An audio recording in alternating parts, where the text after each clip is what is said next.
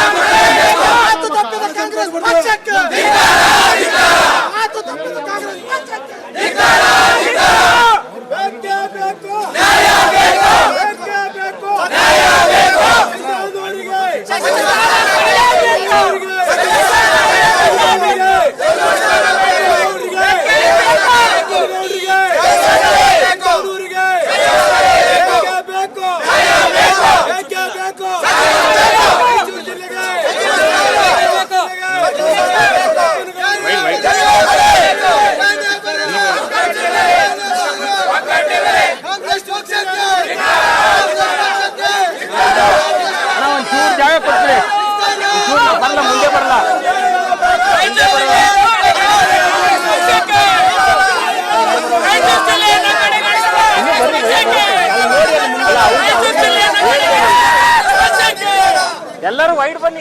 ಜಿಲ್ಲೆಯನ್ನು ಕಡೆಗಣಿಸಿದ ಕಾಂಗ್ರೆಸ್ ಪಕ್ಷಕ್ಕೆ ಕಡೆಗಣಿಸಿದ ಕಾಂಗ್ರೆಸ್ ಪಕ್ಷಕ್ಕೆ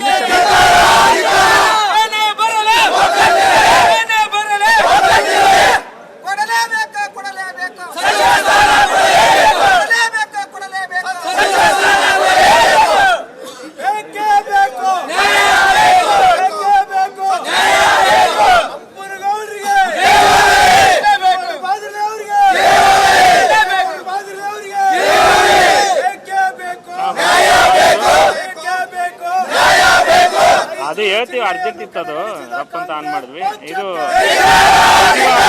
ಅಂತ ಹಾಕಿ ಸಚಿವ ಹೈಕಮಾಂಡ್ಗೆ ಹೇಳಿದ್ರ. Okay okay. ಎಲ್ಲಾ ನಾಯಕರಿಗೆ